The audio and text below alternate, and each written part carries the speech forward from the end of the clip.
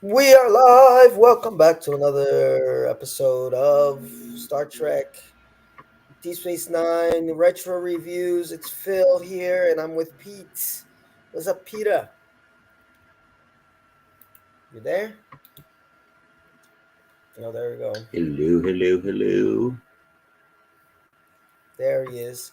Well, Peter, as I was telling you just a second ago, we got our first bit of hate mail, which was really upsetting. Not because of the hate mail, I could care less about that.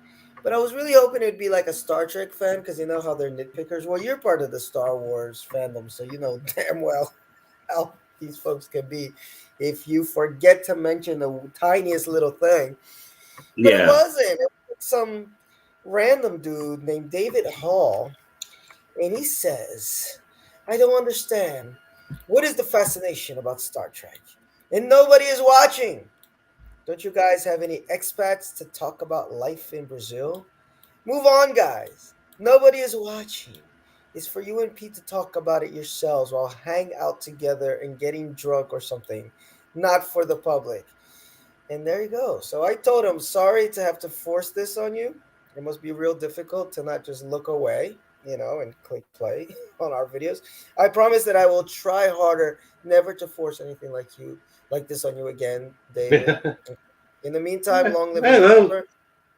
the thing is, he's not wrong, but I mean, yeah, who cares? If you don't like it, don't watch. I Exactly. mean, That's the thing. Who cares? Although in and a way, Pete, this is almost I, like. Oh, go ahead. Go ahead.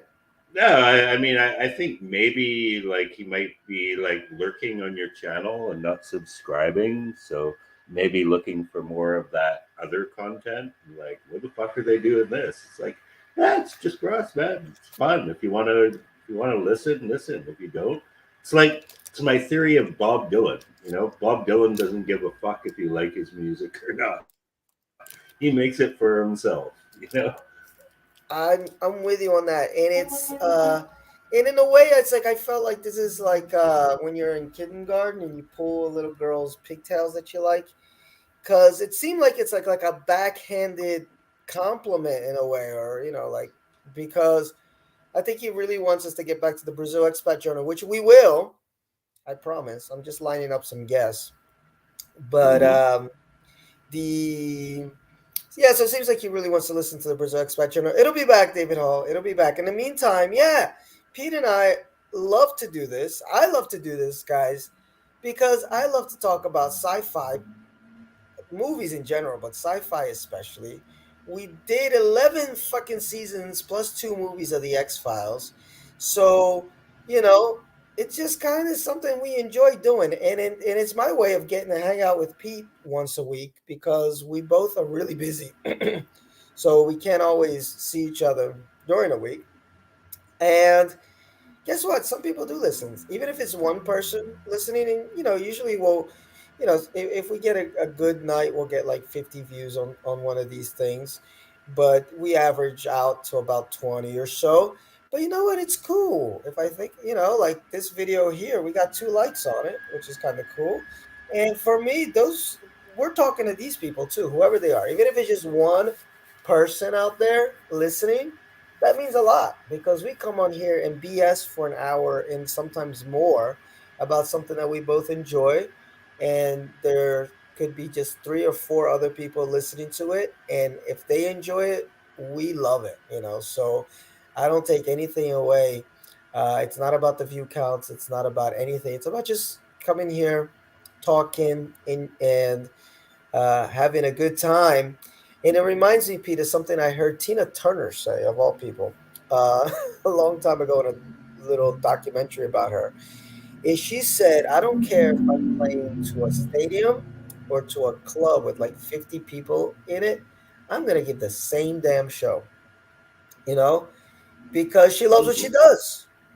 She's a true performer, and if you get a true performer like Dylan or, these creative types, Dylan, I'm sure, could play to one person in his bedroom and he would be happy, or he could play to 100,000 people and he would be happy because he loves what he does. So that's what it is, David. We'll be back with the Brazil Expat Journal because I think this was like a secret love letter. He just didn't want to show how much he misses the Brazil Expat Journal. It'll be back.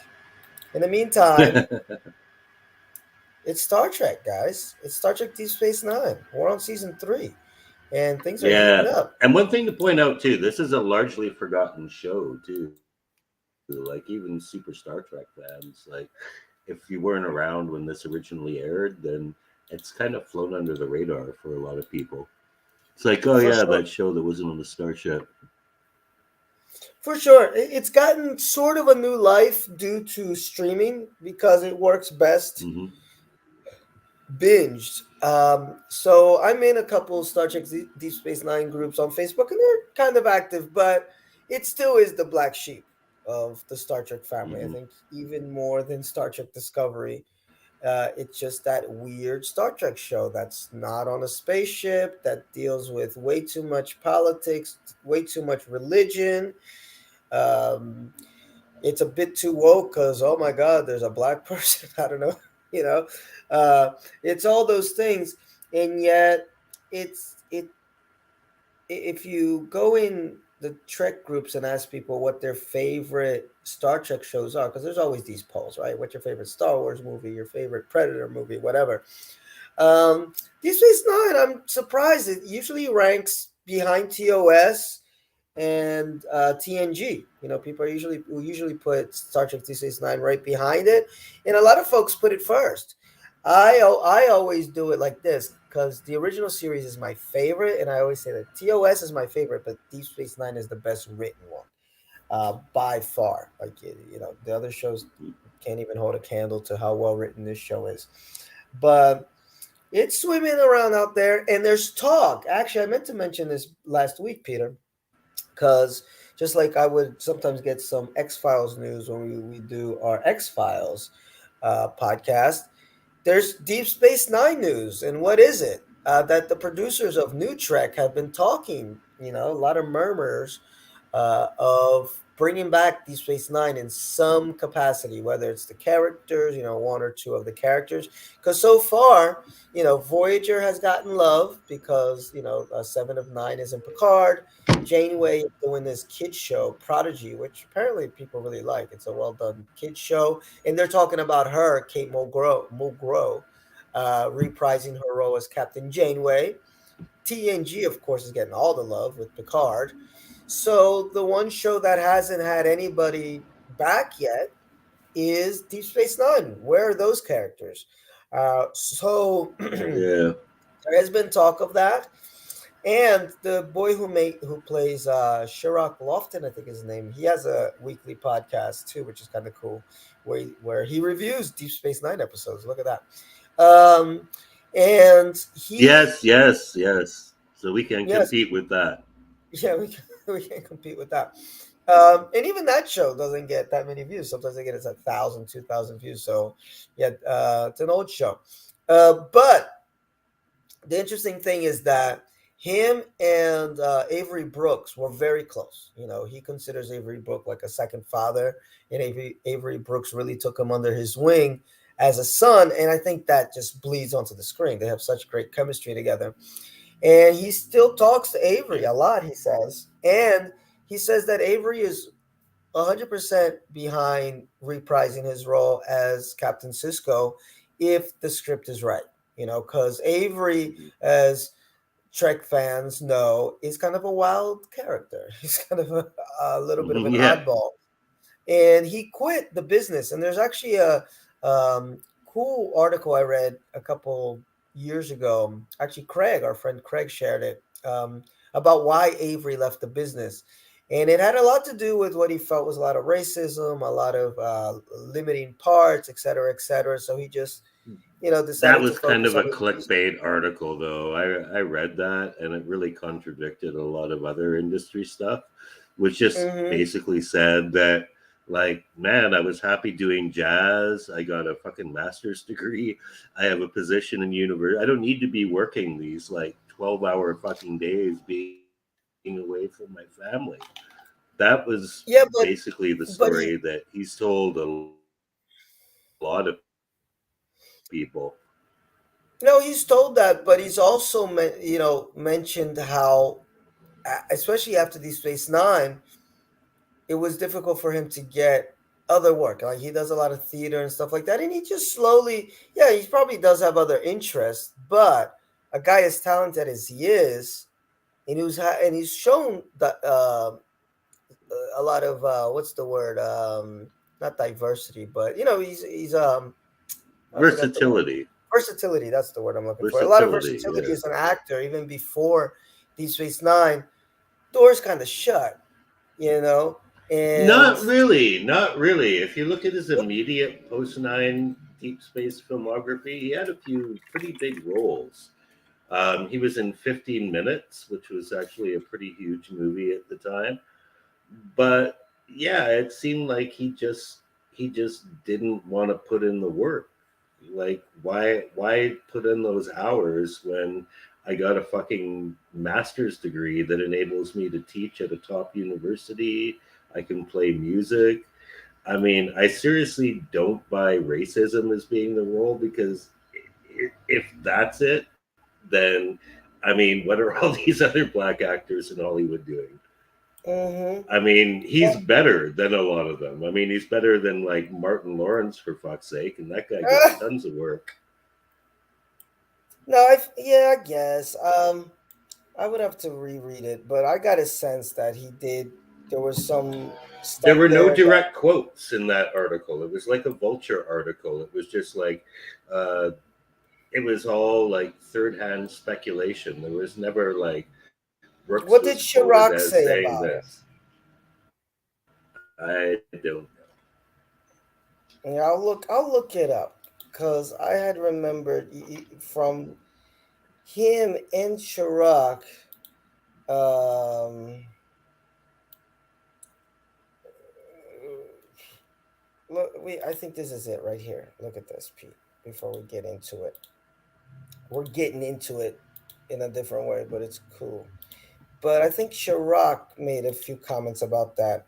Why did Avery Brooks leave the S9? His former co-star says Brooks is a victim of racial discrimination. Chirac Lofton, who plays Jake Sisko, son of Avery Brooks made somewhat vague allegations that Brooks wanted to return to acting, but was being kept off screen because of his race. So I'll look into that. But I remember having read something that was a bit more definitive of like Avery Brooks did feel kind of sidelined a bit. Although it could be, I'll agree with you that if it's not racial, it's just like he's an oddball. He's an oddball character. Maybe people don't Yeah, want to work with him because he's a little weird. yeah, But who knows? All I know is that same guy, Sirach, also said that he talks to him all the time and he's more than willing. He said, listen, if the script is right, I'll reprise the role of Cisco, which to me was surprising, not even because of this whole other stuff we're talking about, but because he never, he doesn't really go to conventions that much. Like for a while, I thought he was kind of not even like not proud of the work, but then when you do see him at right. conventions, he's very proud of the work, and he was willing to talk about Cisco a lot. I watched a really great interview with him. Too bad the interviewer just didn't know how to handle him. It was some young guy that just didn't know how to ask the right questions. But Avery just took over. Took over the interview, and he talks a lot about the importance of this character, what it means to him, why he took the role, and everything. But it's kind of upsetting when there's this great documentary which I think we should review, kind of like how we did with the X Files with the movies. When we finish the series, watch a documentary that came out about 2 years ago called "What We Left Behind," which is a retrospective of the show made by the actors and the writers. Really good, really good. And Avery's not in it, which was kind of upsetting, So you never. I don't know where he stands. Sometimes it seems like Mm, he wants to say, "I did that, and now I don't want to revisit it." Going back to Bob Dylan, sometimes you would piss people off. It's like I did that already. I'm not going back to yeah. doing that. I'm doing this version of the song, which is either you're gonna like it or you're not. I don't give a shit. But at the same time, it does seem like he cares. So who knows? He's a difficult character, difficult person to pin down. But I would love to see, you know, what happened to the emissary post the Yeah. end of the show, you know? So we shall see. We shall see. But anyway, guys, that's the beginning of the show. There you go. Little hot topics. We're like the view. Hot topics at the start. But tonight we will be looking at, and I think I got the numbers right, Pete, because every last two podcasts I've been writing the episode numbers completely wrong. And I'm pretty sure tonight we're going to do episodes 14 through 20. And we're going to start with Heart of Stone, Mm-hmm. and then Destiny, and then Mm-hmm. Prophet Motive or Motives. I may have misspelled that. And then we got Visionary, and then we got Distant Voices, and then Pete's favorite place on the DS9 universe, or in the DS9 universe, the Mirror Universe, with Through the Looking Glass. All right, so I'm going to begin here with this Heart of Stone. And a lot of these episodes, they're kind of one-offs, this little section of episodes here. Not a lot that Mm-hmm. culminates into much of anything of import as the series goes on, but not, not terrible episodes. Now, Heart of Stone is an episode that premiered when, let me get my Jammer review here. It premiered on February 6, 1995, written by Ira Stephen Bear and Robert Hewitt Wolf, the heavy hitters of the show, directed by Alex Singer.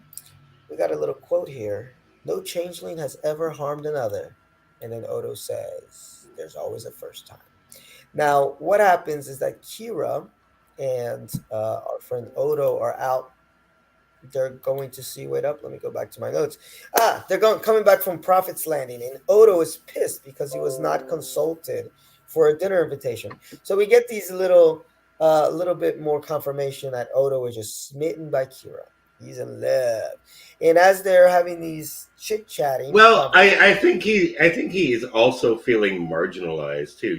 Kira's like, you don't even eat dinner. He's like, that's not the point. Oh, I don't think it's marginalized. I think it's hurt feelings because he loves her. He wanted to be invited to dinner. It's like he just he's the ultimate friend zone victim. You know, Right. like he wouldn't care if it was Bashir or Cisco or whoever else didn't invite him to dinner, but Kira did. He wishes Kira could see him as more than just a friend and more than just a changeling. And one of those ways would be like, hey, Odo, do you want to come to dinner with me? And she didn't invite him. So, no, he's smitten, Pete. We've known that for a while, but this episode really hammers that home. But then their happy little chit chat conversation is interrupted with a Maquis ship that attacks, and they follow it. And that's the setup for this show. There's a B story, which we'll get into it a little bit, which I love. It's one of my favorite B stories with Nog Mm-hmm. trying to get into That's a Starfleet. great B story. Oh, it's wonderful. But Kira and Odo end up on this planet, whatever, trying to find this Maquis. And Kira's foot gets stuck, and then there's this crystal that starts spreading.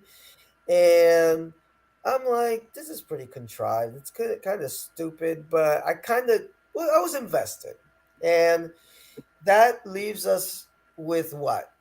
One of the great things DS9 knows how to do. Just put two people in a damn room and let them talk. That's like from Game of Thrones too was great at that. Just sit two people down, have them talk, and if the writing and the acting's good enough, you'll be invested. Mm-hmm. Which is what started happening because I thought it was kind of stupid to begin with, and this crystal just keeps growing and growing and growing, and we get the sense that hey, Well, the shit, situation escalates pretty quick, though.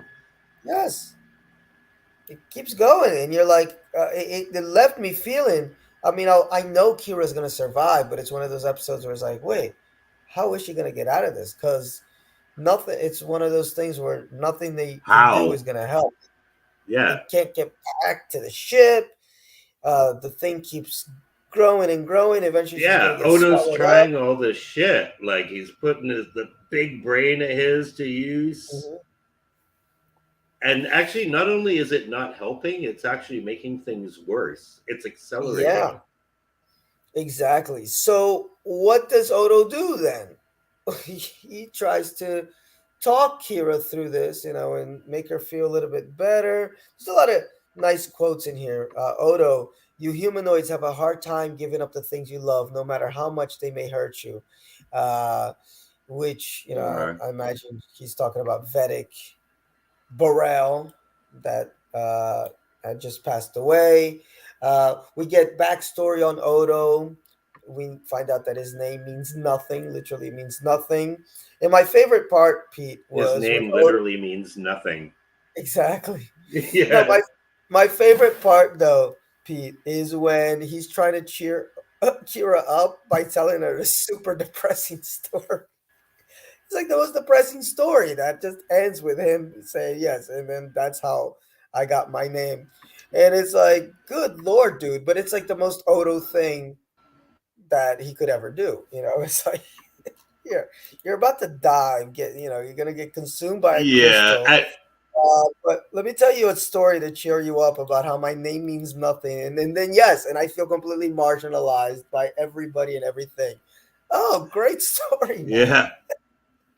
Yeah, and also like how he tries to get her positive spirit going. Like, we've been in worse situations than this, and she's like, really, Nobody. like, maybe you have, but not me. Yeah, This is about as this is bad pretty as it's dire. ever been. This is pretty dire. And then it gets to the apex here, the climax of all this convo going on, is that when it seems like it's all gone bye bye, Odo admits he is in love with Kira and he won't let her die. And Kira says she is too. Um, and that is like this big revelation, but then something's That's the off. trap. Exactly. And Odo has a weird reaction to it. And even I wrote in my notes, I was like, Kira is in love with Odo? Like how? Like her dude just died like last week. Yeah. And then we find out. Spoilers, spoilers, spoilers. We're way past non-spoiler zone, guys. If you're listening to this and it's season 3, that it was a shapeshifter all along. And she was just kind of trying to figure Odo out. This was all just one big ruse, all the way from the Maquis ship, getting them on the planet to find out how Odo really thinks and how connected he is to the humanoids. And Not only looking that, back, but mm, not go only ahead. that, but I think that if she thought that if she could convince Odo that Kira had died, then he'd have no reason to stay on Deep Space Nine, and he'd Hmm. come back to them. Yeah, but she finds out instead that Odo has built a connection with the humanoids, not just Kira. um, and it's very, very upsetting for them. And that's where we get to this whole thing, where like no shapeshifter has hurt another because um, somebody apparently wants to kill somebody there. I forgot who, but it's okay. It's okay for me. The only problem I have, we'll get to the B story in a second, but the problem with stuff like this, Pete, for me, is that you get this great revelation, and then it's almost like it was a dream. Like back, you love your Dallas references, right? It was just a dream, so it doesn't have that Mhm. much of an impact, because that's huge. Something that we as viewers have been noticing since maybe mid season 1. I mean, it's pretty clear Odo has a crush on Kira, and then for him to finally bring it out, especially after her lover finally dies, whoa, that's huge. But you hit the reset button on it, so that's the only negative for this. But I was invested in the whole build up to get into that part. Now, something that does not have That a was just a reset button. tense, claustrophobic episode, though. It was no, it was well written. I liked it. It just that just leaves a bit of a bad taste in your mouth when you realize, oh, but it was just a dream. It was just go back to reset. And Kira, in fact, was hurt somewhere, and the shapeshifter just pretended to be Kira the whole time. And there is a funny line though. It's like Kiro's like, "How did you find out it wasn't me?" And Odo said it was a slip of the tongue. Um, but the B Yeah. story I thought was much better, Hmm. and it does have way more ramifications for the rest of the series, which is Rom. I mean, sorry, Rom. Nog, um, wanting to sign up for Yeah. Starfleet, and Hmm. he goes up and he's, his usual annoying self and telling Cisco that, look, in order to get into Starfleet, I need to have a letter of recommendation from a high ranking officer. So I thought of you. And Brooks just plays it perfectly. That look on his face of like, oh man, why me? Why me, Lord? But he gives him a chance. Yeah. Gives the little boy a chance. And, he gets him to do all these tasks, fixing the replicator. Uh, what is it doing? Inventory, Him taking which inventory. which Yeah. is really funny because that's like the easiest job a Ferengi could ever do. But no, no, but it was the test. It was the test Of to see course, if he yeah. would He's, steal anything. Yeah. and he did it in like half the time with no mistakes. And it's like, yeah, he's a damn Ferengi, man. Of course you're gonna know Yeah. how to inventory quickly. Um, and but then it all culminates in this really emotional scene where Yeah, Cisco Cisco really. baits him like a bastard, man. Mhm. Why I'm do you not want to gonna be in recommend Starfleet? you Ferengi. Why did he just totally provokes him, but he gets the reaction that he wants. Man, it's beautiful. Like that's one of those tearjerker scenes. Um, Yeah, because Nog admits he just doesn't want to end up like his father. Because his father, he sees him, yeah, he's like he's talented, and it's cool because Rom does, eventually become an engineer too. Spoilers, but we see that Rom has these talents. He can fix stuff. He can do this, but Quark doesn't see it. So what doesn't Nog want in his life? He doesn't want to. He's looking at his father, this talented guy. He can do engineering. He's very talented, but he's stuck being, second banana to his brother in this bar, and he's probably gonna just end his life. His whole life is just gonna be bartending. Man, well acted, well written, and yeah, that bait by Cisco is just perfectly executed, and he does write that letter of recommendation, and uh just a beautiful scene, just very very well written, little yeah. bit. I swear I saw a little bit of the principal in American History X in Avery Brooks's performance in that scene. Oh yeah, he was the principal in that. I was talking about that movie this Yeah, like I week, said, man, he got like a lot of other good roles besides Deep Space Nine. but that was before, or was it during? It was I guess it, during, man. I This guess it was was during. American History X was 1998, and this Oh show lord. started in 1993. So yeah, it would have been after this season, that's for sure. Okay. Yeah, sadly Aaron Eisenberg passed away a couple years ago, but he was such a Oh, sweet really? character, man, that just grows on you. Yeah, yeah, he had. Oh, I forgot now. Let me see here. Was it cancer? Um, Eisenberg was adopted to a Jewish family. Eisenberg worked as a professional photographer. He was diagnosed with kidney failure. On December 29th, 2015, he received a successful Yeah, transplant, but in 2016, he eloped and he died on September 2019 at the age of 50. Yeah, so yeah. Well, you can do worse than 50, I guess. yeah, but we miss him. We miss him because he was such a sweet character that just absolutely, like Hmm. most of these characters on Deep Space Nine, at least for me, I can only speak for myself. I didn't like any of them first time I watched Deep Space Nine. Maybe Quark, I liked right off the bat, but there wasn't any that I was like, oh, I gotta follow these motherfuckers for 7 seasons, and then they just slowly grow on you. and just slowly they I guess the actors themselves figure out the characters and they just bring out so much. So great episode for that. Heart of Stone, the Kira Odo stuff doesn't amount to much other than the founders realizing, hey, they can't control manipulate Odo yet.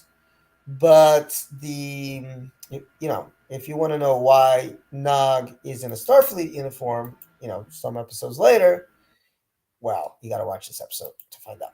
Okay. Um, any last words, or you want to move on to Destiny? No, no, let's move on. I could have got my 2 cents worth in while you were recapping. All right, let's do it. Destiny. How come I can't find next episode on this site all of a sudden? There it. Well, I can't find it. Gee. Oh, I found it. Long day, long day. Destiny aired on February 13th, 1995, written by David S. Cohen and Martin A. Weiner. Directed by Les Landau. Cisco to Kira. Where you see a sort of stars, I see a comet. Where you see vipers, I see three scientists. And where you see the emissary, I see a Starfleet officer. So this episode here deals with uh, prophecy. A couple Mm-hmm. Cardassians that come on board, and the Bajoran who thinks this is the fulfillment of a prophecy. What do you think of this one? I'm not really a big fan of any of the religious episodes, so I wasn't a big fan of this either. But I did kind of appreciate the little Ray Bradbury irony twist at the end. I think it elevated it a bit, but still pretty forgettable. So the story here basically it's one of those episodes that revolves around Cisco's discomfort with being the emissary. Right? He's revered because he's the only person who's seen the prophets. He's the emissary, and Cisco's attitude towards the emissary role is just like fuck off, man. Like I don't want to disrespect your religion because I'm in Starfleet. I gotta respect everyone. But seriously, man, I'm just a dude. So they have this mission where the Cardassians and Starfleet they're going to work to set up this telecommunications relay that inside the wormhole that's going there's a lot of techno babble here that's going to allow them to communicate to the gamma quadrant by radio basically by walkie talkie, and there's a lot of cool scientific one-upmanship with the Cardassian scientists. I think they're all women, aren't they? No, there's one woman, two No, women, and there's one three man, women. right? No, I think it's three women Okay, because it they is make three the women. point. They make the point in this episode to say that women, Cardassians believe that women are better at science than men. Right, because the So the men are better scientists at are war. usually, Yeah, yeah. So yeah. usually it'll be women there. Yeah. So these three Cardassian scientists are coming over and they're kind of like, "Ha, we're so clever. We figured this out." And there's a little bit of defensiveness on the part of Starfleet. There's surprisingly little tension between Kira and the Cardassians because they're just scientists. So they're like really apologetic for the occupation. She's like, "Yeah, yeah, we're moving forward here. We're moving forward." But Cisco gets a prophecy because initially there's only two scientists. And there's this Vedic on the station who's there, I guess, strictly for the purpose of the plot. And he tells the emissary that this is a prophecy that there will be three vipers Mhm. who will destroy the temple gates. And the emissary will be the one who lets them in, and it's largely dismissed because there's only two scientists at first, but then a third colleague joins them, and Kira's like, yeah, there's only two of them. Don't worry about it, you old loon. But when the third one shows up, she's like, oh shit, this might be the prophecy, and she starts to increasingly believe it as the episode goes along. And then when they're in the wormhole, they encounter this comet, which is supposed to be like, what is it? It's like the sword or something that's supposed to Yeah. destroy the wormhole. So yeah, Mm. Kira's now really freaking out. She's like, we got the three vipers, we got the But I think I wrote it sword. down. Let's see. Oh, here we go. I wrote down the damn thing. When the vipers try to peer through the temple gates, a sword of stars will appear in the heavens. The temple will burn, and the gates will be cast open. Mm. Yes, yes. But what happens is through a lot of Venekiaka. technobabble, yeah, yeah, through a lot of technobabble, they actually managed to like break the comet up into three pieces, completely defying the laws of physics. But they're in a wormhole Mm. in Star Trek, so let's not focus on the science too much. And it actually manages to save the day. It actually creates the chain reaction necessary to activate this communication relay they're signing up, which is almost to Cisco's annoyance because Kira pretty much almost gets wet for him. She's like, "You really are the emissary. I know. The three pieces of the three pieces of the comet. Those were the three vipers, and you were the sword." And Cisco's almost like, "Yeah, right. I am that cool, but can we like lay off the emissary shit a bit?" So it had that nice bit of Ray Bradbury type irony at the end, but yeah, most of these religious episodes don't do much for me. My favorite part of this episode was actually the sexual tension between O'Brien and one of the scientists because Yes, it was so weird. he's so annoyed about working with her, like, and they're arguing about Starfleet science versus Cardassian science, and eventually she throws herself at him. He's like, "What the fuck? I'm married." She's like, "But you just despise me so much. I assume that meant you were attracted to me." It's like a Cardassian Mm. cultural difference, and it's like really awkward for both of them. So I thought that was actually one of the better aspects of this episode. I'm with you. This was a little bit of a chore to get through. There are some better religion episodes. Actually, there's a really good one I saw a couple weeks ago where an emissary comes out of the wormhole from the past. Really good episode. But the it's pretty forgettable. I mean, it's kind of a couple things that are noteworthy about this episode. One is we get to see the results of the Cardassian Bajoran peace treaty, which is interesting. To see that they are working together. That's gonna play a big part in the future. This whole thing with Cisco, because Cisco is a man of science, but that's where it gets into these murky waters because okay, Cisco's a man of science. Are these just wormhole aliens? Are they really supernatural beings? Because in the end, hey, the prophecy did kind of come true, but then it's all about interpretation. How did you interpret it? So it does put a lot of these interesting questions out there of like, if you see Jesus in your pancake, you know, is it because it's Jesus or you just think you saw Yeah, Jesus, whatever. How people interpret things. Nobody sees the same painting or the same or the same movie the same way. We all have our own things that we notice. Which, by the way, is another thing I was thinking about this week while when I read Dave's comment, guys, is that I like doing shit like this with somebody else because I could spend an hour here by myself, but it's great because you get different perspective. Pete lets me see shit in an episode. I'm like, oh, I wasn't even looking at that.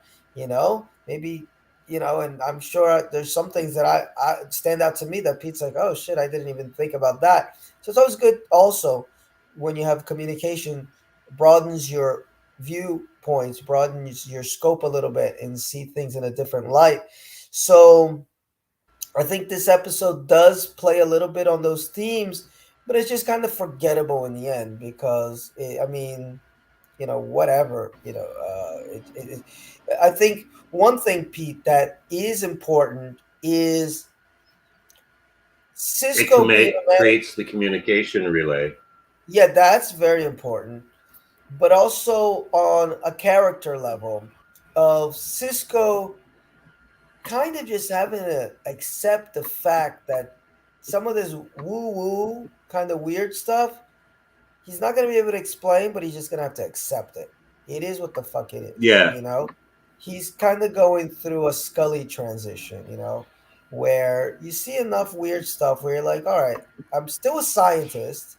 And so he's still a scientist at the end of the day, but some stuff is just going to make him stop a little bit, pause a little bit, and especially when we get to that episode that I was mentioning where, the second emissary shows up and Cisco's more than ready to be like, yeah, go. If you say you're the emissary, go ahead, do your thing. But little incidents like this give him moments for pause where he's like, but what are these wormhole aliens? What if they are, something that's beyond what science can explain at the moment? So there's a little bit of character development in there. I think if you skip this episode, you're not gonna like be completely lost in the series. But it tries. It tries, and it's not horrible. I mean, you get through it. yeah. And the Other, Cardassians were kind of hot too. yes. Oh, look at Pete. Pete would do it, Cardassian, wouldn't you, Pete? Yeah, If probably before a Ferengi. If I had to choose between a Cardassian, a Ferengi, and a Klingon, I'd probably do a Cardassian first. you're kidding me, I think I would do a Klingon before a Ferengi. I'm talking about the women. I think the women are sexy as fuck. Ferengi men, and strangely, not as much. I'm not really attracted to Ferengi dudes as much as I am to Ferengi women. Sorry, Klingons, Klingon dudes. That I'm the Klingon dudes just look like, I don't know. They'd be bumpy in the wrong places. Although they do have two dicks, that is confirmed in Star Trek canon. They do have two penises. So anyway, the profit. Oh, yeah. Well, I guess we're moving on. Yeah, Profit motive. Let's yeah, do it. Let's do it. Profit Motive is an episode that premiered on February 20th, 1995, written by Ira Stephen Bear and Robert Hewitt Wolf, incredibly, because it's directed by Rene Renee. Yes, Auberjonois. I can never pronounce his last name. I think Auberjonois. it's pronounced Aubergenois. Auberjonois. I imagine it's an wa at the end there because he's from French Canadian territory. Um, You better hurry up. I got the dampening field on this ship for a substantial discount, named Zek regarding turbulent wormhole passage. Ferengi episodes, guys, hit and miss. This one for me is kind of more of a miss than a hit. It's cute, okay, but Mm. inconsequential. And basically, the Negus is back, and he he's on this mission of peace and love and rewriting the rules of acquisition. We need to be more charitable. Why are you cheating your clients? Profit isn't the sole purpose that drives our lives. And Quark and Rom think he's gone nuts, and they're seriously scared, uh, because they're gonna have the Inquisitor there, the Ferengi Grand Inquisitor will probably show up, the tax guys, and if they're even around the Nagus while he's talking all this bullshit, it could be the end of them. So what is wrong with the Nagus?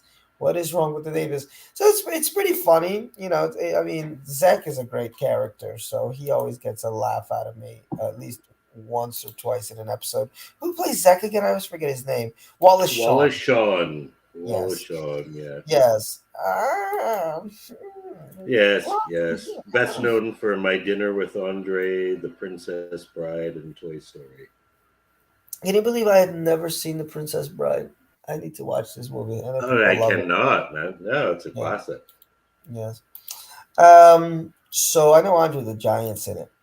So yeah, I'll Yes. watch that at some point. But oh, all right. So just quick notes here, just stuff that I noticed. Self-sealing stem bolts make their triumphant return. I love it when they do stuff like that. These little storylines from like 2 seasons ago, and we didn't forget the self-stealing bolts make their triumphant return.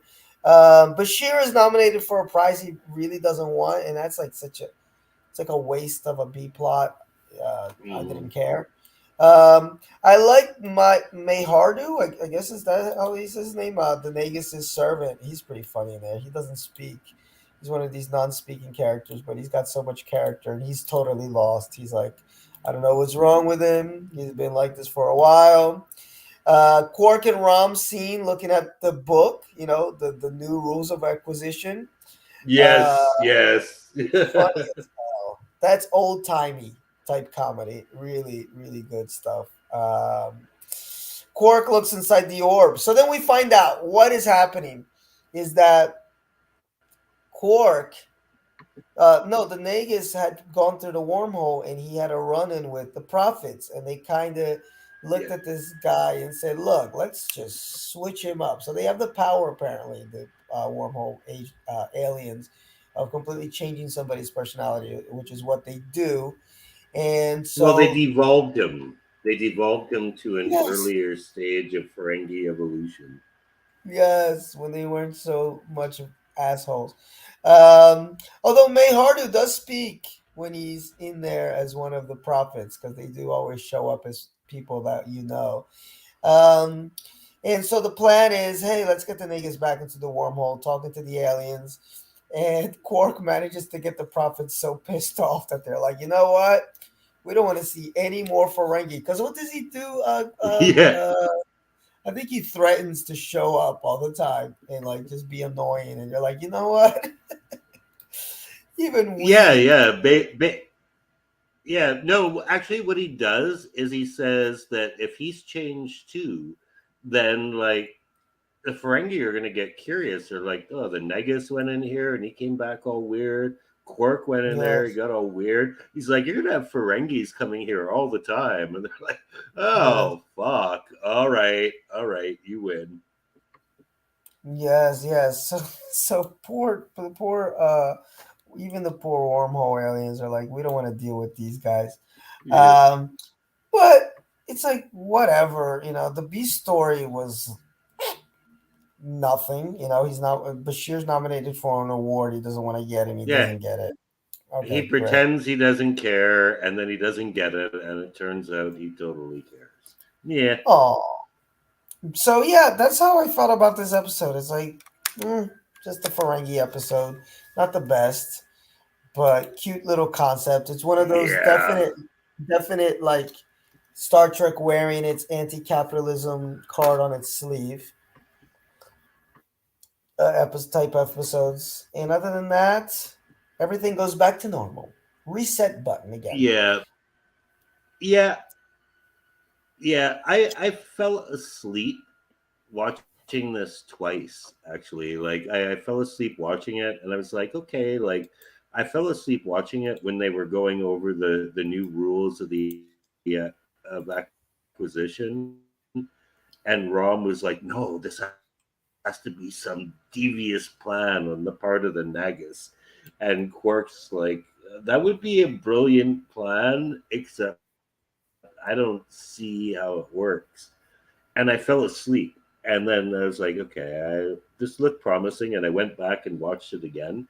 And I fell asleep when they went into the wormhole. So I mean, like, Ah, obviously it didn't grab me that much, but the revised rules of acquisition were really cool, and I pulled a few of them up here. So, rule of acquisition number one: once you have their money, you never give it back.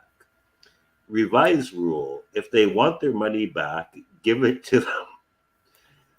that's funny. Number 10: greed is eternal. Revised rule: greed is dead. Number 21: never place friendship above profit. 21: never place profit before friendship. Oh, Number 22: a wise man can hear profit in the wind. Revised rule: latinum tarnishes, but family is forever. 23: nothing is more important than your health, except for your money. Revised rule: money can never replace dignity. Original rule: no good deed goes unpunished. And the revised rule is a good deed. Revised rules are actually like classic modern day sayings, really. Like we say, Yeah. I mean, some of the rules of acquisitions are too. So it's kind of a clever satire that Well, some yeah. of the No Ferengi good deed rules goes of unpunished. acquisition are actually like real everyday sayings, but so are their opposites as well. Yeah. But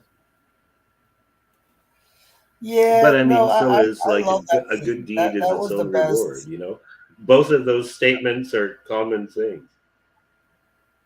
No, this was the best. When they're reading these rules, they have such great chemistry, Quark Yeah, and Rom. And oh, in the end, where was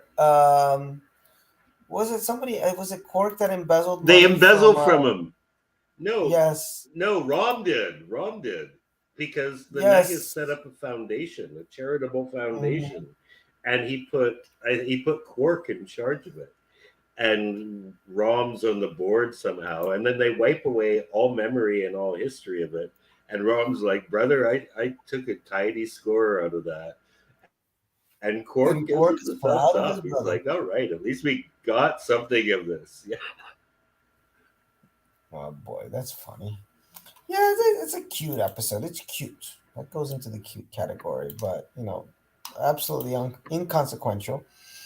And a lot of Mm-hmm. one-offs. We're gonna get another one-off, which, well, this is sort of consequential, but not, because it does have kind of a reset button, and it's Visionary, which premiered in February 27th, 1995. And yeah, I guess this is right around the time when they're showing the episodes that aren't that great, because it's January, February. Nobody's really watching TV at that time. Mm-hmm. So you get a couple clunkers around this time. But I say all that, but this is not a bad episode at all. It's a teleplay by John Shirley, story by Ethan H. Koch, directed by Riza Badi. I don't know how to pronounce that. Diyyi. Badiwi. I don't know. Anyway, Commander, there's no careful way to question a Klingon. Odo says this. So the Romulans visit DS9 for a briefing to find out what's going on with the Dominion threat. In a high dose of radiation subjects O'Brien to a series of unpredictable temporal displacements, causing him to periodically jump into the near future for short periods of time. While in the future, he witnesses curious events, including his own death and worse. So, Mm-hmm. um, yeah, I mean, that's the crux of the episode. It's just O'Brien jumping through time to the point where I believe he sees a station blow up. Yes, Yeah, yes. yes, and the wormhole closes. Um, and yeah, it's just a time travel episode. It says time travel forward. But it's They a get, weird time travel episode because he's not traveling like long distances. He's traveling like yes, 3 hours into the future. Like, ooh.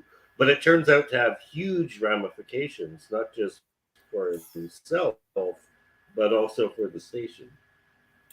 yes, and also with the relationship between the Romulans and the Federation, because we do Mm-hmm. find out, or he finds out, that the Romulans were going to blow up DS9 and collapse the wormhole because they're Yeah. assholes. Basically, Yes. that was Yeah. their plan.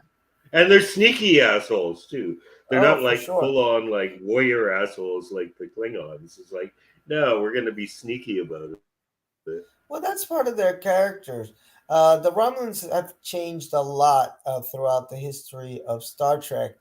In the original series, they were just supposed to be this militaristic, uh, you know, Russia, well, Soviet Union Part Two, because the Klingons were supposed to be the real, the other side of the Cold War antagonists for the original series. But the Romulans were in there too. They were playing along. But then I was reading up on this, Pete, because I do these things because I'm a Trek geek, and the writers themselves thought, hey, the Romulans and the Klingons are too similar, with their motives. Mm-hmm. So they decided instead to turn the Romulans more into like a KGB type thing, or uh, sneakier in their ways, and not so upfront. What are their real motives? Maybe China. Maybe they could represent China because we never know. The Russians. We kind of Yeah. knew. Hey, they got the missiles pointed at us. You know, just say go. Whereas China, you never know. What are these guys up to? So. Right. So they have that evolution, and that's their character. That's the how they base their characters. They're the sneaky bastards. Um, and I'm glad they gotten a little bit of love in the Star Trek Picard in that first season because they always been second fiddle, I think, to the Klingons. And DS9 really fleshes them out too, which is great. Um, and they're perfect for DS9 because DS9 is all about political intrigue, and they're just stock full of it. But the Hmm. episode itself, I think for me it works, Pete, because it could have easily become just like this techno babble, trek. If we convert the this into that and decrease the emitters of this and that, we'll see if we can do this and that. No, it's a character episode of Miles really suffering with this, and it culminates in Miles O'Brien dying. He does die, like Miles he O'Brien dies. He's literally dead. From this point on, it is a new Miles O'Brien. I know that's crazy, and I had forgotten about this. And it's another notch in the Miles O'Brien torture fest. It's Yeah. a lot of. We haven't even gotten to the worst of it yet. He gets really tortured some episode in a couple seasons ahead. Um, and yeah, sad to see him go. Except that hey, he's not totally gone. We got the alternate Miles O'Brien, From and 3 hours in the future. yeah, the 3 hours in the future Miles O'Brien. So then, is he really dead? Who is that? I love the line. I hate temporal mechanics. There's a line in there Mhm. about that. Like, don't ask too many questions. Um, but yeah, Prime O'Brien dies, and Future O'Brien takes his spot. And Cisco, when he confronts the Romulans about the whole blowing up the station things, he's like, I don't have a theory. I have photon torpedoes locked on your warbird, which is pretty. Yeah. But I gave this one 3 stars. Like I just said, interesting, which I don't know if that means I loved it or not. I don't think I'd watch it again. Um, if it was just like a one-off episode, like pick an episode to watch, this would definitely not be on it. But it's a cool little um, what do you call it, premise, time travel. I'm always intrigued by time travel, and this is kind of different because it is, like Pete said, it's not huge time travel. It's little time travels into the future, 3 hours ahead, and and it's future time travel. I think that's different too because time travel is Hmm. usually gonna be to the past. But what are you gonna Except in do? Discovery. Oh yeah, well yeah, that's just one big time jump to the future. But I kind Mhm. of like that idea though, of what if you could see what's going to happen to you tomorrow, and then can you change it? Is there anything that you can do to change it? That is that destiny? Is that will that happen no matter what you do? Because then you get, in a lot of time travel stories, you get that thing where somebody's going to It's get hit by a irreversible. bus. Yeah, so you knock them out of the way of the bus, but then they get hit by a car, or Yeah. something. Uh, and you I just think can't the X change it. Files actually did that exact thing, same thing. Oh, was it that episode Monday? No, no, it's the Oh, that other was one a about the scientist who went back in time to destroy the guy who created time travel technology Oh, I because it remember this. destroyed Vaguely. everything. Yeah. Mm. Yeah, so cute little concept, Yeah. Um, go ahead. No, no. I really like this episode. I mean, it's a good O'Brien centered episode because I do like Cole Meany as an actor, and he did suffer for a long time on Next Generation, just being the transporter room guy. So he gets a lot of stuff to do in this series, and he has a lot of really interesting stories. And I mean, this is really significant. He dies, I think, like four Yes. or five times, before he dies for real. He gets stabbed by a Klingon. He has like a bunch of other bad shit happen to him. He's actually on the autopsy table in Bashir's lab, and he wakes up. He's like, "No, fuck, I'm not dead, man, but I got to tell you something. You need to give me this injection that will counteract the radiation poisoning to keep me alive." He's like, "Who told you that?" He's like, "You did in the Mm-hmm. past." And Bashir accepts it. He's like, "Okay, well, I know that. That sounds like something I would tell you." So there's all these time paradoxes going on, but it ultimately winds up having huge stakes. Like number one, he prevents the station and the wormhole from being blown up, gives Cisco valuable information that he acts on immediately, and there's no way to sugarcoat it. Like Miles O'Brien effectively expires 3 hours into a future that never comes to pass because he prevented it. So it's pretty mindfuck stuff, man. I mean, if you like Bradbury and Asimov and Philip K. Dick and those writers, like this is the kind of shit they fucked around with in their short stories all the time. So Mm-hmm. it's a great homage to like old school pulp science fiction that actually does wind up having real stakes in the series as well. Yeah, yeah, yeah, yeah.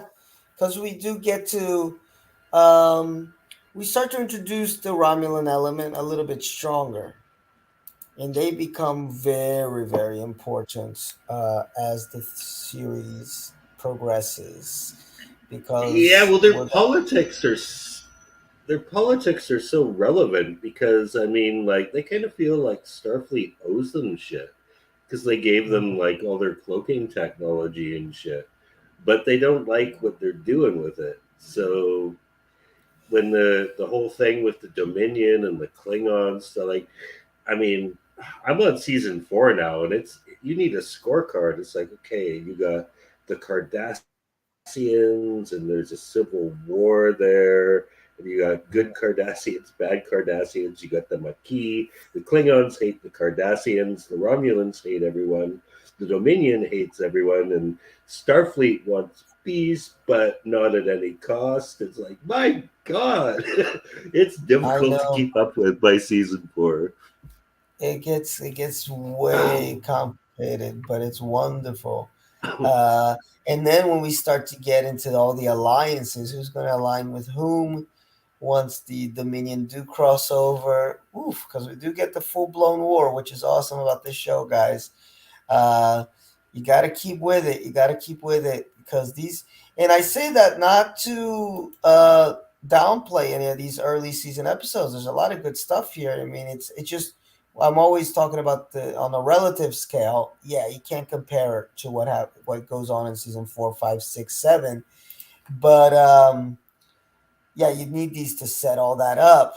But once it gets going, and once we get the full blown war, it's insanity, man. And it's just like it's very gripping stuff that happens. So all this is a lot of setup, but pretty decent, well written setup.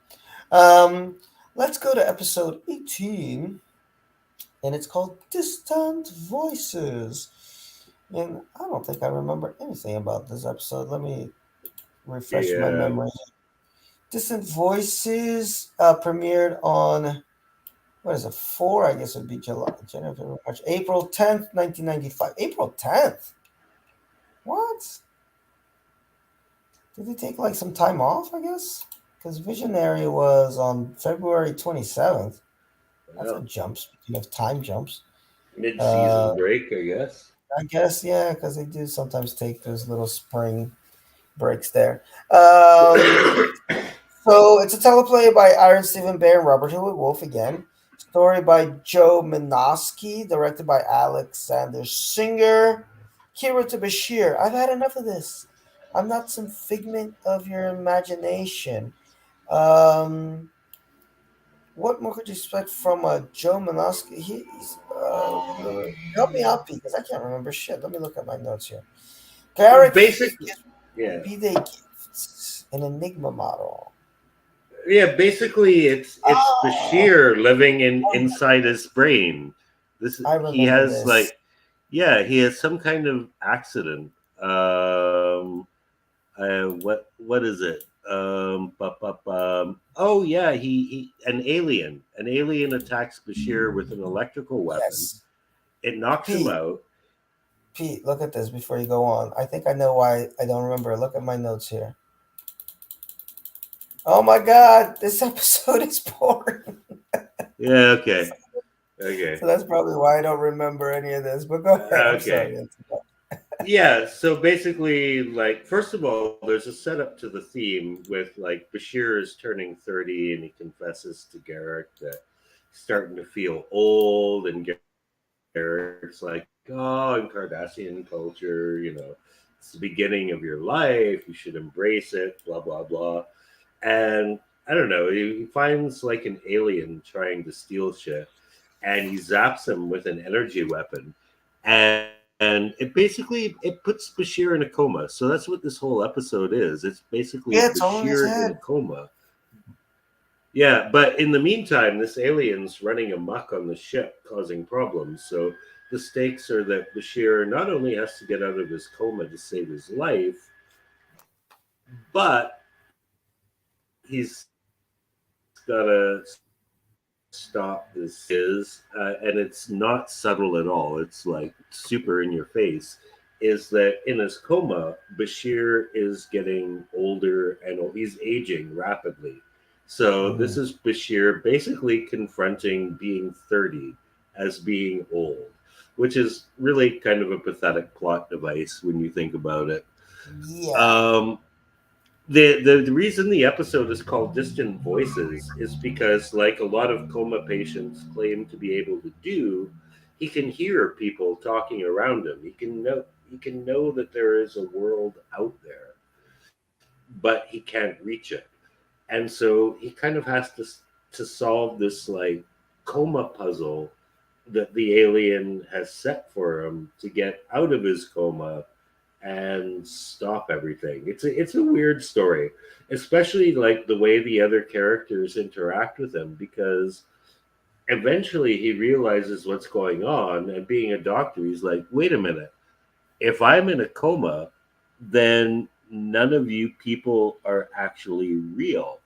You're all just me."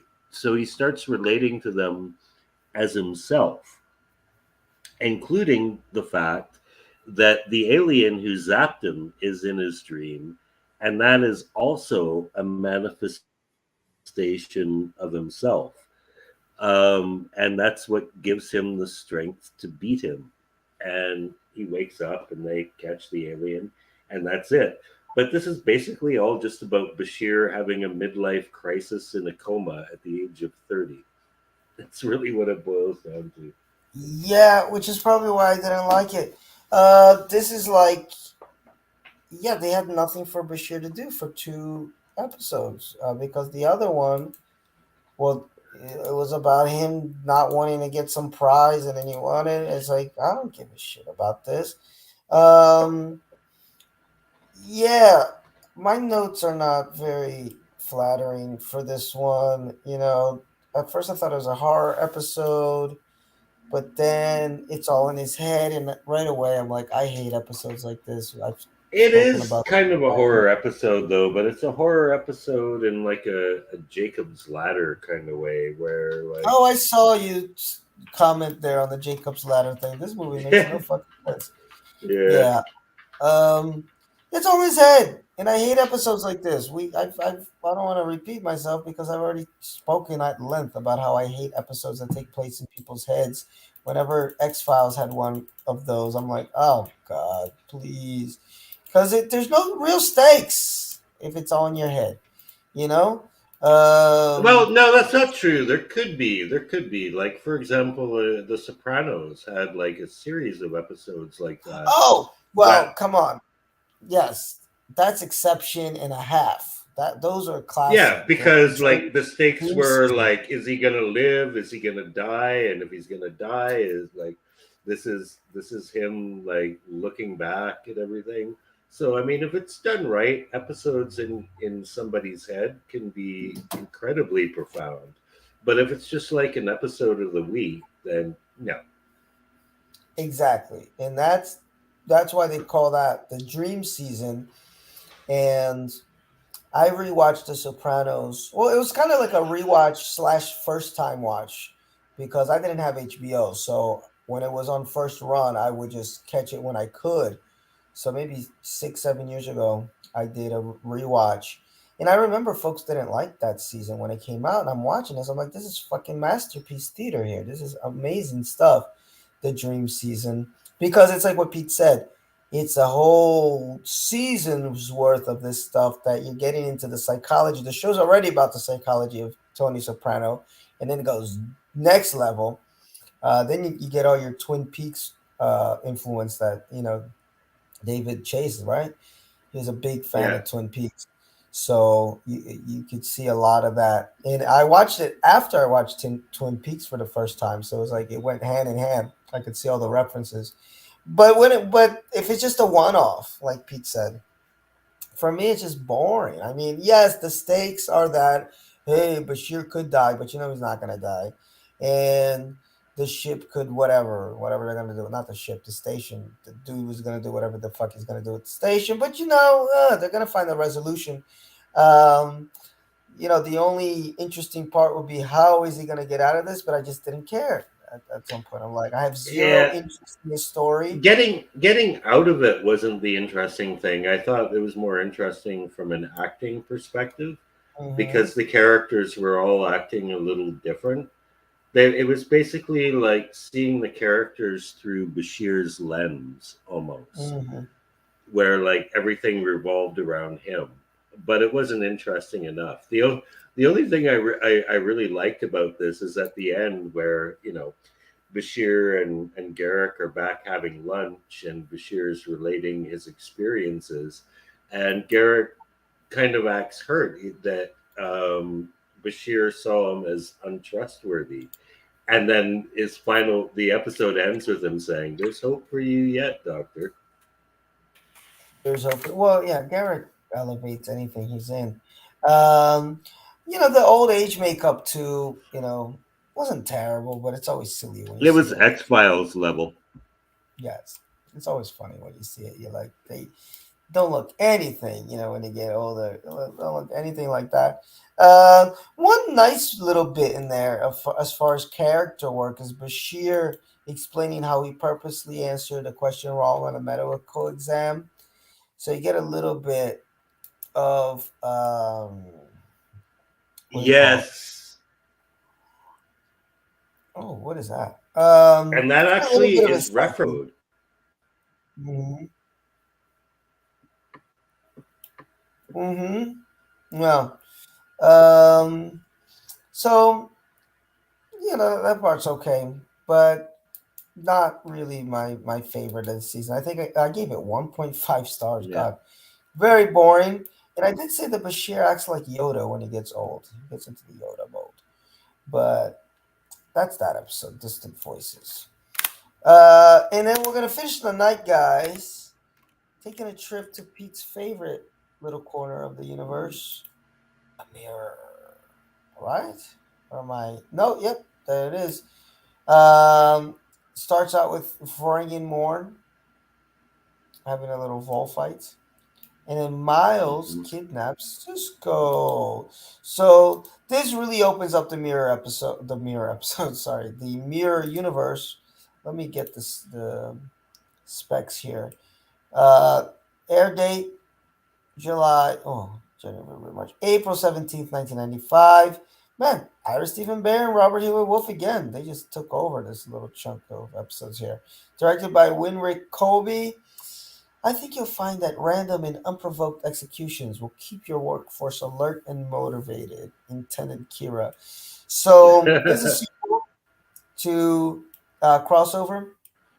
So we got the the plight of the slave-driven Terrans. If we remember, last time we left the Mirror Universe, Cisco was able to free Miles O'Brien and kind of get him to believe that hey, it's possible to have a revolution. Or no, I'm sorry. it was Kira and who went over in the first episode? It was Kira, It was Kieran Bashir, and the doctor. That was it. yeah, and the Doctor. And the Mirror Universe, Cisco, they convinced him to start a revolution, but he dies. So that's But no, why, yeah, he's died between that episode and this yes, episode. So exactly. So O'Brien then abducts him Miles, to bring him back to substitute for the dead Cisco in that universe.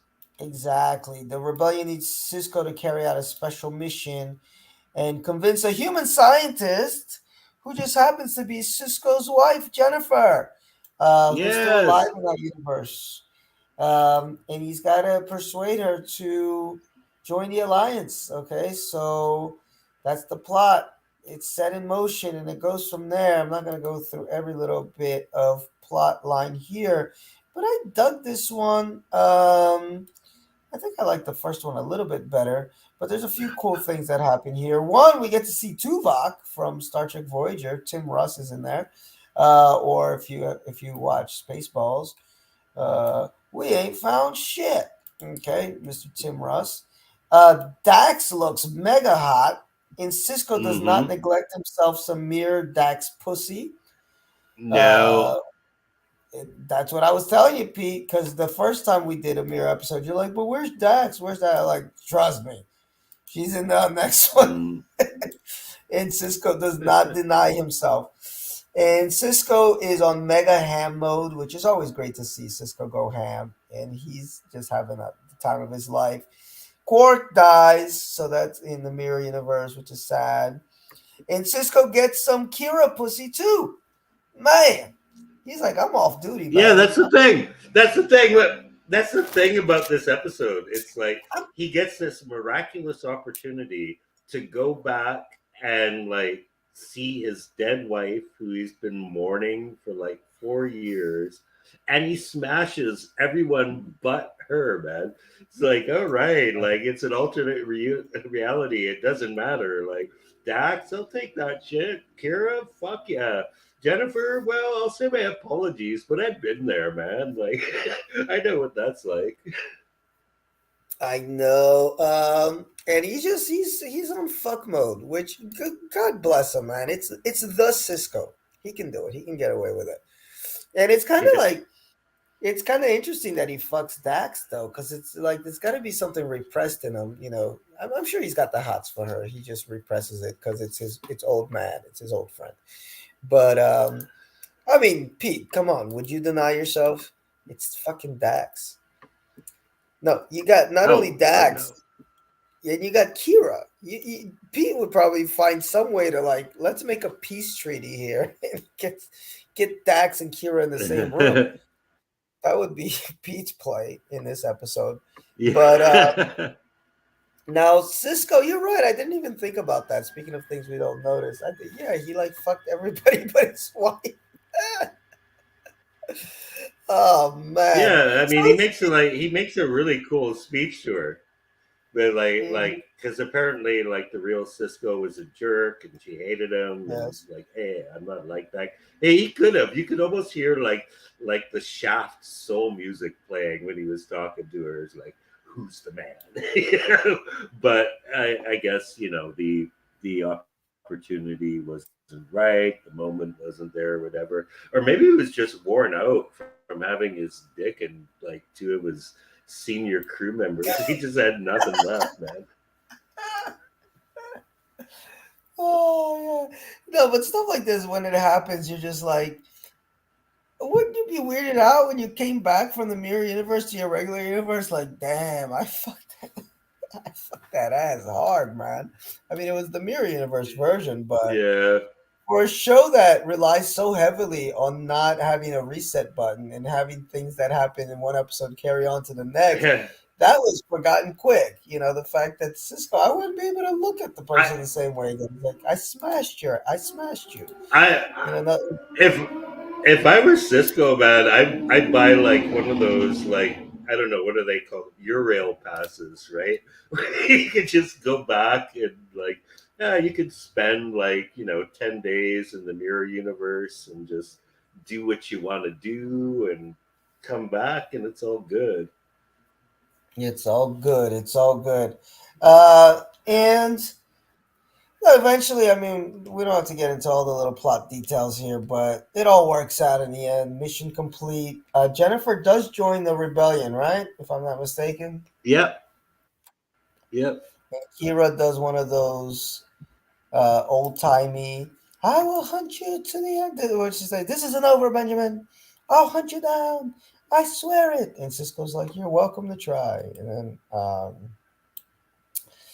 yeah, it's superficial as hell. I like the first one a little bit better, but this one is so much fun because it's just campy as fuck, and yeah. it's with And the what? mirror. Well, go ahead. Yeah, it wasn't Quark who got killed in this episode. He got killed in the last one. Rom gets killed in this one. He's a Oh, noble okay. resistance fighter. Hmm. I apologize for that. See, we're gonna get hate mail now, but from the wrong people. Um, and what do you call it? And I think that's why this this works though, because although I like the tone of the first episode in the Mirror Universe, we already got that heavy tone in the regular, DS9 universe. So Right. it's almost like it's just piling it on. We talked about that a little bit last week, how Pete felt, past tense was just piling it on too hard. Because, like, we're already in a dark universe, and then you take us to Yeah. the past, and it's even darker. So it's like, let's make the mirror universe a little bit campier, a little bit. I mean, although it's dark too, but it's outlandish. It's hammed up, and everybody, and I think that's what makes this one work. Even though I don't think the plot line was as interesting, but it's just as fun for me. Is the fact that you watch the screen and you can feel that everybody's just having a good fucking time. They're just enjoying the hell Hmm. out of being silly, in a good way, with a kind of a solid story, not like the what's the one we reviewed last week where everybody got horny for each other. I don't remember the name of it, but I Yeah, I remember don't remember. the episode. But yeah, I gotta say one thing about this. This is really my only complaint about this episode is like how it began. Like everything was just accepted so willingly. Like one minute Cisco's on the promenade, O'Brien shows up and abducts him, and everyone just takes it as like, oh, okay, it's that pesky mirror universe again. And it's just basically written off. We're like, the captain, or he's not a captain yet. The commander's gone off on another adventure. Cisco's like, you must be Mirror O'Brien. And everyone just kind of rides with it. Like, nobody seems to think this is strange at all. I feel you. Yeah, that's where you just run with it. You run with it, Yeah. and It's then like, and this, okay, we're doing that. We're doing that. yeah, because it's a silly concept, and I think they made the right choice. Because I don't remember all the mirror episodes, from the last time I watched DS9, but I know I didn't dislike any of them because they just they got silly, but in a good way, not like totally trashy silly. They just realized this is a fun concept. One time a season, once a season, we're just gonna have a mirror episode, and we can all chill out before we get back to everybody wants to kill each other in the regular universe. So they become kind of like the Ferengi episodes. It's just this moment of levity where you can just sit back and be like, okay, let's have some fun. So I think I'm sensing that you like this one a little bit better than the first one, because I know the first one you hated. Now, I didn't care for the first one at all, but I enjoyed Cisco being basically using his pussy passport, is what he was doing. Oh yeah, he knew what to do. He knew how to work it. He knows how to work it. So guys, that's it for tonight. We reviewed episodes 14 through 20, and for sure 14 through 20 this season. By the way, it's Fascination was the episode where Lexwana Troy is going through her menopausal period. So we looked at Heart of Stone. We looked at Destiny, Prophet Motive, Visionary, Distant Voices, and Through the Looking Glass. So let's do our skip watch, Pete. Hmm. And tell us. First episode, Heart of Stone. Kira gets stuck in a crystal. and Odo professes her love to Oh, her. definite watch, man. I'm with His you. love for I, her. I, I think this is a Well, definite actually, watch. he's a changeling, so yeah, it's maybe no gender there, but yeah, Heart of Stone definitely high stakes drama. It's like that X Files episode where Mulder and Scully were stuck on that ship, and they were aging really fast, and it's Yes, like you knew they were gonna get out of it, but it's like they themselves don't know they're going to get out of it. So it's like, ugh, this for them, for their perspective, this could really be the end. So even though there were no exact. high stakes, it felt like high stakes from the character's point of view. And that's what makes episodes like this work. Like going back to the Game of Thrones reference, you just put two good actors in a room with a decent script and let them just go to work. And you had two great ones doing it here. And DS9's got a bunch of episodes in this, and a lot of them are in caves. There's a great one with Cisco Yeah, and Garrick where they're stuck in a cave. I don't know what yeah. season that is. I just know it's coming, and it's fucking magnificent. Well, they got Um, to reuse those sets, right? They cost money, yes, so yes. Let me see here. What is the next one? I believe it's Destiny.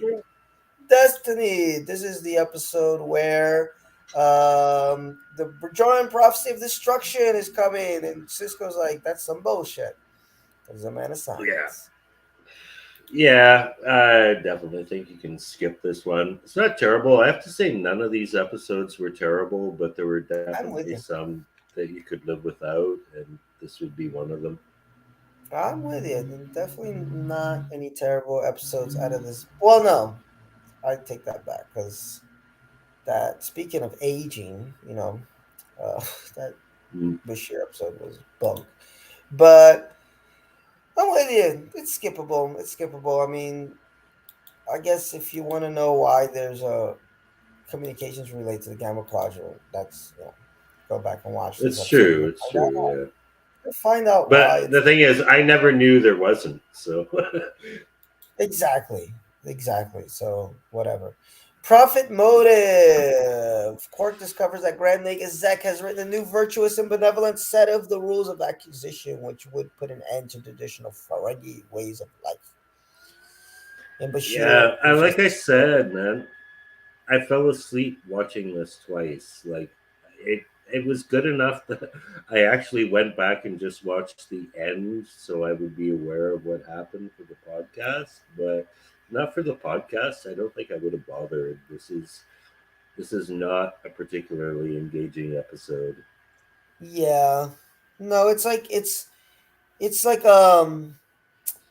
what do you call it? Like a one joke episode. It's like this one joke Yeah, that they're just trying to yeah, carry through the whole thing, and it's like it's not that funny of a joke. It's a cute joke, yeah, It's just yeah.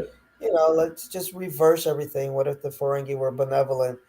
But you just can't carry it for 40 minutes. It's like a 10-minute skit, maybe would be great. Hmm. And actually, that's actually what is great is the part where Ramen Yeah, and Quark are going through the book, and that's classic. That's like watching it old, is. uh, what are those guys? The Stan in the Well, fat there's Laurel and Hardy, and then Laurel and there's Hardy, there's yes. Abbott and Costello. Abed and Costello's like watching one of those. What was his name? It's Stan something. That's why I was saying Stan, like his real Stan name. Laurel, Stan Laurel, yeah. Yeah, something like that. Yes. So it's like watching one of those old timey skits, which I like. And Bashir getting disturbed over his nomination was about the most wasteful piece of script writing ever for Yeah, Bashir. well, that just shows Um, you like how little this episode could carry that story. They had to fill it in with something that bland. yes. Oh boy. Anyway, Visionary. So O'Brien gets some exposure to radiation and he jumps 5 hours into the future for brief periods. And he sees Deep Space Nine blow up. Meanwhile, the Romulans are on board because they want, to do Romulan things. Yeah, yeah. I'm gonna say watch this one, especially if you're like a fan of old school pulp science fiction short stories, because definitely harkens back to that sort of thing. Like, like, is the future changeable? And handles time travel in a very different way. Like, it's not massive jumps. It's like, I think Christopher Walken actually satirized this on Saturday Night Live years ago when he was famous for Dead Zone. He played like a minor psychic, right?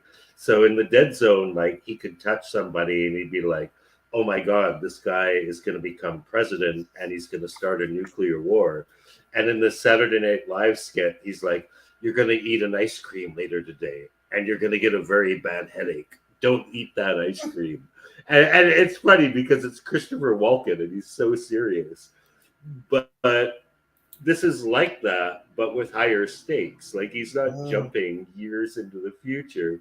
He's jumping hours into the future where it turns out really bad shit is going to happen. No, it was cool. I'm definitely on the watch list for this one, and you're gonna. It's the kind of the genesis. I mean,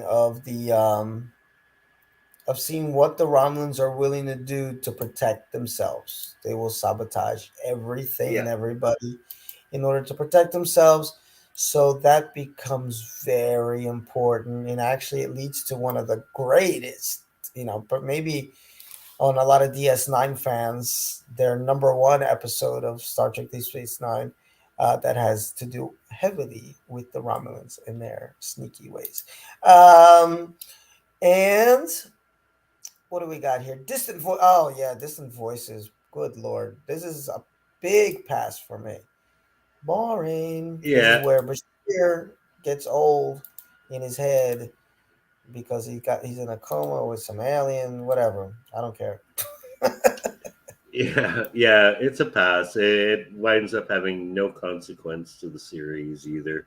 It's basically, I think it's an attempt to develop Bashir's character a bit because he was neglected a bit in the previous episodes, but yeah, it's just forgettable. But it's like the worst character development. It's just like you're a jerk. Like you're going through a midlife crisis. Two episodes before At this or 30, three. At 30, I don't. yeah, Good lord, how do you have a midlife crisis? I had a sort of midlife crisis at like 36, 37, because I realized, oh my god, I'm yeah, going to be 40 soon. And that's actually when I watched The Sopranos for kind of the first time all the way through. And it was a perfect timing, Pete, because I got the show. I was like, this is not a show about the mob. This is a show about a dude going through a fucking midlife crisis, which is exactly what's happening to me right now. And it was just beautiful. Um, and yeah, I don't get how you go through a midlife crisis. One, when you're 30, but two, when you're in the fucking future where you live to be like 110, 120, because of all yeah, the exactly. medical advances. Plus, you're a fucking doctor, so add another 20 years to that 120. You're probably going to be around till you're like in your 145 years old. How the fuck do you go through a Yeah, midlife crisis? Totally unbelievable. And then before that, it's like, oh my god, I don't want to win the prize. I don't want to, but you do.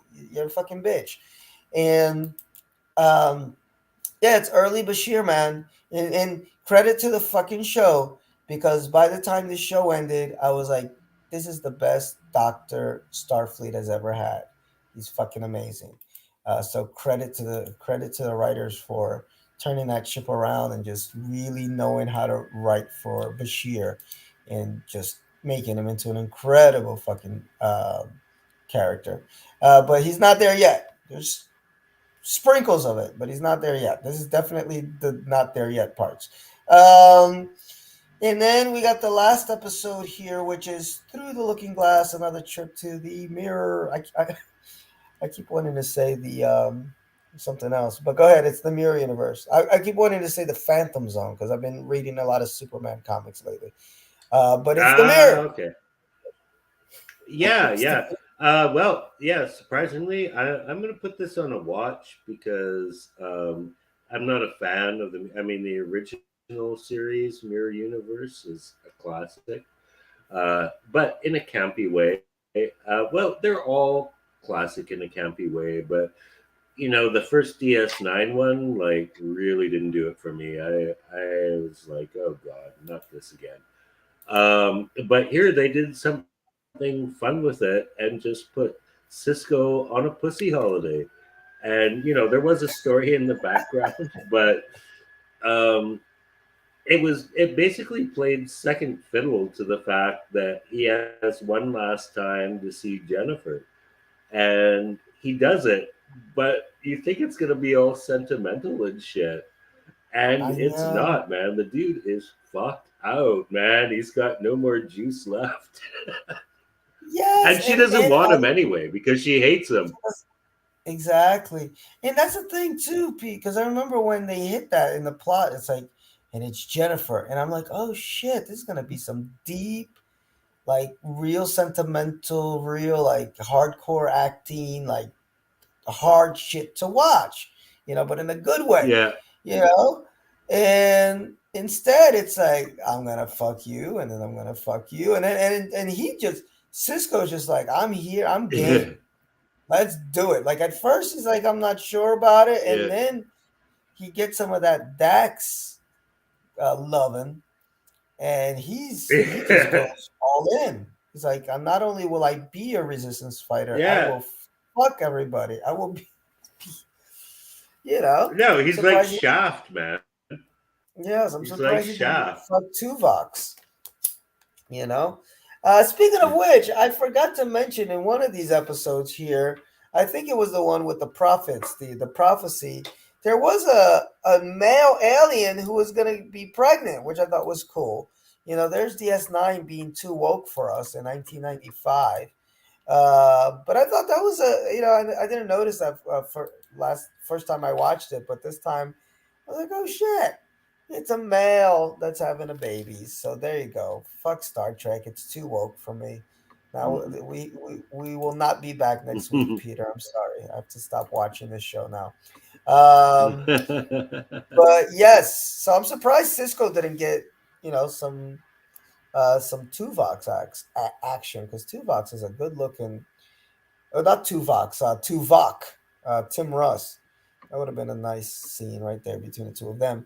But anyway, that's it, folks. Next week we will be back, Lord willing, to finish out the season.